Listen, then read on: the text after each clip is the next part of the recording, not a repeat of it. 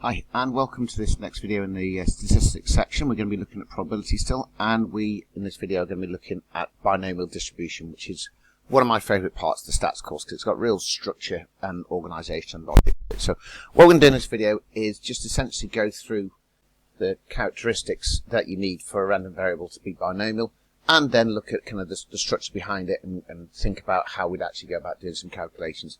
And then in the next video, we will look at how we actually kind of use that in practice.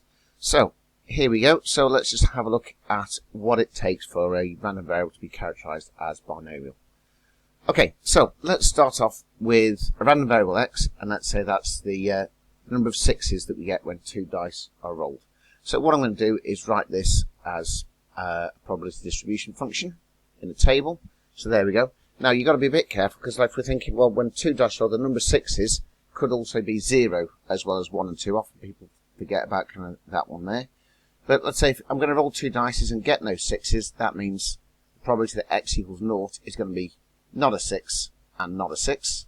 So that's going to be 5 6 times 5 6. So that's 5 6 squared, 25 over 36. And you might think I've kind of over-engineered that a little bit with this kind of detailed description, but what I'm interested in is looking at the structure behind what's going on. So you'll see why I've done that in a little bit. Okay. So, probability that x equals 1. This time I've got to get a 6 and not a 6. But that can happen in two ways. So I can get my 6 on my first dice, and then my not a 6 on the second one. Or, the first dice is not a 6, and the second dice is a 6. So although I've got the same outcome, one is a 6 and one is not a 6, they're occurring in two different ways, and hopefully you should be familiar with that concept from your previous studies of probability. So what that means is I've got 1 6 times 5 6, 5 6 times 1 6, which is two lots of that calculation, which gives me 10 over 36. And then for probability that x equals 2, i.e. I'm going to get two sixes, that's going to be 6 6, which is 1 6 times 1 6, or 1 6 squared, which is 1 over 36. And there you go, there's my probability distribution function. And we can see just a quick check, these things should be adding up to 1. Let's have a look at the do. 25 plus 10 is 35, plus 1 is 36, so yeah, we've got 36 there, so these three values do add up to 1, so we've covered all our possible outcomes. Okay, that one's reasonably straightforward. Let's take it forward another step, and now let's have another random variable. This time I'm going to call it y, and this time it's the number of sixes when I roll 3 dice. So, same idea again. I can have no sixes, 1 6, 2 sixes, or 3 sixes, and off we go again. The probability y equals 0. That's going to be no sixes, no 6, no 6, which is 5 6 cubed. Okay, probability that y equals 1, so I'm going to get 1 6. Now, in this particular case, I've got to get 1 6 and 2 that are not 6s, and all I've done is say, well, okay, here I've got on my first dice, my 6. Here I've got my 6 appearing on my second dice, and in this outcome I've got it appearing on my third dice. So I've effectively moved the 6 that I'm getting from the first dice to the second dice to the third dice to make sure I'm covering all my options. So there's a kind of real logical way in which I'm trying to list outcomes. But if we have a look at each of these three here, we can see we've got the probability of getting the 6 is 1 6, probably getting those is 5 6 each, so it's 1 6 times 5 6 times 5 6, and it's the same for that one, and it's the same for that one, and I've got 3 of them, so my calculation looks like that. And on we go now for y equals 2. Similar structure to what we had for y equals 1, except this time it's the not 6 that's just appearing once. So we've got not 6 there as my third dice, not 6 on my second dice, and then not 6 on my first dice. So again, I've just kind of moved the not 6 location around each time. And again, same principle, except this time I've got three different ways it can happen. But I've got 1 6 appearing twice, 5 6 appearing once. So we get that value. And then finally, for y equals 3, we've just got it appearing one possible way. They've got to be 6 6 6. So I get 3 6s when 3 dice are rolled. So that's 1 6 cubed. And there we go. There's all my answers. Now hopefully, looking at the values that I've got now in the pink squares, you're starting to see a little bit in terms of structure, in terms of what's going on with the powers, and kind of the number of combinations. And it might be that kind of these numbers, the combination numbers start to look familiar. But what I'm going to do is go for the next one, just to really clarify it, which is what happens when we get 4 6s being rolled. Like I say, you just have to bear with me because it's a bit of a long chat to get to the final result, but it's well worth making sure we take the time to do this so we understand exactly what's going on with this binomial distribution. So here we go. Let's take z, my random variable, which is z now, and it's the number of 6 when 4 dice are rolled, and look at it in a little bit more of a formal way. So what I'm going to do is say, well, I'm going to define p as being the probability of getting a success. And success for me at this point in time is I get a 6 on one of my dice. So the probability of a success, p, is 1/6. I've then got q, which is the probability of getting a failure, which is not getting a 6. And q is clearly that value there. And then, so each calculation, what I'm going to have is the number of ways that it could happen, as we saw with the previous one, with 1 6 and 2 6s, there was kind of more than one way it could happen. So there's a number of combinations. I had to multiply that by the number of times I got a success, or the number of successes, and then multiply that by the number of failures. So that's our structure that I'm going to be looking for when we do this. And so here's my table again, but this time I've just kind of extended it out to include those features: combinations, successes, failures, and then finally I'm going to get my probability from there. So here we go. Number of combinations. So I'm just going to jump to this bit. So for 0 6s, this one's fairly obvious. It can only happen in one way. They've all got to be not 6. So that one is fairly straightforward. So let's just say, well, how many ways can that happen? It can only happen in one way. The successes I've got, well, I've got no successes. So I'm going to say I've got 1/6 to the power of 0. I've got none of those. Failures. Now, all of my outcomes were failures. So I've got 5/6 to the power of 4. So therefore, I'm going to do 1 times by that, which is 1, times by that, and so we end up with my probability, which in this case is 625 over 196. Okay, right, on to probability that z equals 1, and again what I'm going to do is just have a look at the ways that that could happen. So we're going to go with 1 6, here we go.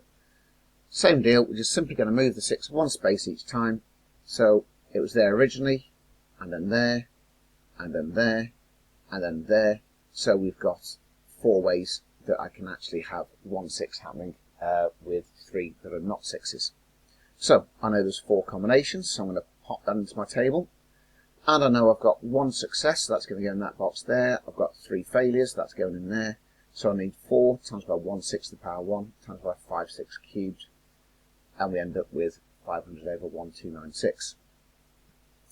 On we go, back to my number of combinations. This one is the one that's a little bit more complicated, so here we go. 2 6s. What I'm going to start off with is putting my 2 6s together at the front, and then I'm just going to move those 2 6s as a pair. I'm just going to slide them one space to the right, so there they are in the middle, and there they are in the end. Okay, so there's other ways I can do this. It might be my 6s happen and they're not next to each other. There's a kind of not 6 in between them. So I can have that. So I've got 6, not 6, 6, not 6. And again, I'm going to slide those one space to the right. So that's that one. Now, I can't slide them any further. Now, there's one possible combination that I haven't covered so far, and that would be the one, well, let's say if I put this one at the front again, and then just move that one space to the right, I get that outcome, and there's no way I can do any other shifting with that. So now I know I've covered all my possible combinations, and I've got 6 combinations there. Alright, so I know there's 6 ways of doing that one. So they're going in there. And for successes, I want 2 successes, 2 failures, 2 successes, 2 failures, times them all together. There we go. On we go. Probability I get 3. Well, that's basically exactly the same as the number of combinations for getting 1 6, except this time it's the not 6 that's moving. So I've got 4 combinations of those. So 4 of those, I've got 3 successes, 1 failure. There's my probability. And then finally, I don't think we need to go back and look at the number of combinations for this one. We've got 1 of those. We've got 4 successes, no failures. And so there's my probability. So again, there is my probability distribution function. Now, hopefully, you are looking first at this top row of numbers and seeing very clearly that I'm hoping that you recognise that set of numbers. You should have seen these previously as part of your binomial expansion. Those are the numbers from Pascal's triangle, 1, 4, 6, 4, 1. They're the numbers off the 4th row. And you might have spotted from the previous example we had combinations of 1, 3, 3, 1. Those are the numbers from the third row of Pascal's triangle. So, as I said, there's real structure to it, and what we've got is the combinations are coming straight from Pascal's triangle. You'll see the number of successes each time is increasing by 1, and you see the number of failures is decreasing by 1 each time. So, as I said, real structure to what's going on.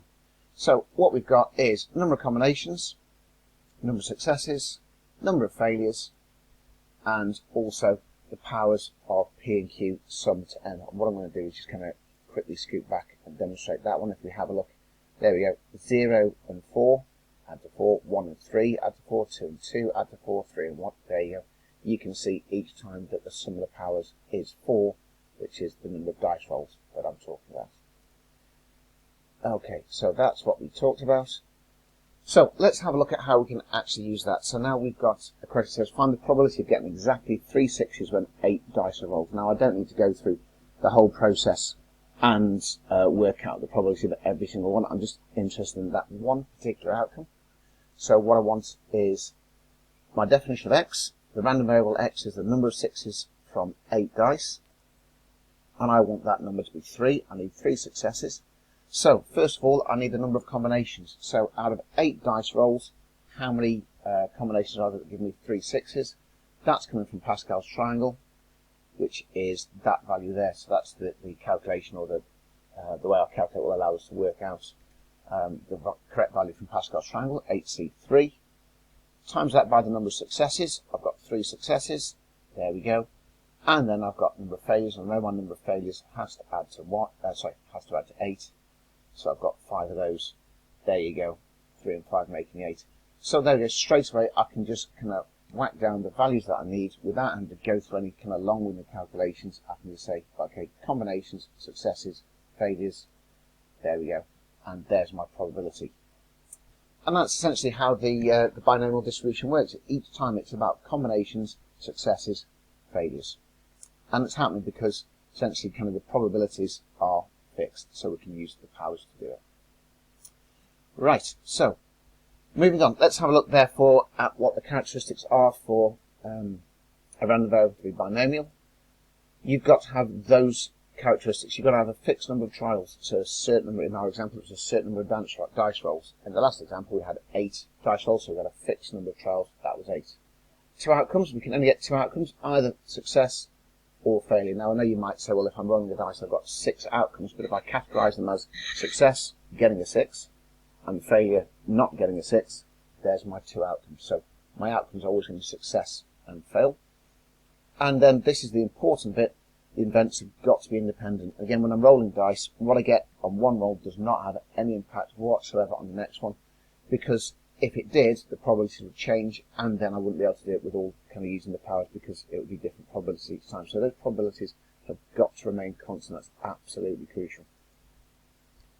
So what we've got, it's our definition is that x, our random variable, is distributed such that it's binomial, and these bits over here are referred to as the parameters. They're the things that define the distribution, and the things we need to know are n, which is how many trials we've got, and the value of p, which is the probability of success. We don't need to define q because q is just calculated off the back of p, it's just 1 minus p. So those bits in there are referred to as the parameters of the distribution. And that's how we go about calculating it. So for the probability for x being any particular value, I'm going to call that value r, we've got NCR, number of combinations, r successes, n minus r failures. Combinations, successes, failures, and there we go. So essentially that's the structure that we're going to have. We've got a set of criteria that we have to have, that our distribution must have, and then we've got our way of doing our calculation built around combinations, successes, and failures. And I think we'll stop there, because in the next video we'll look a little bit further about how we can do calculations and solve problems involving the binomial distribution.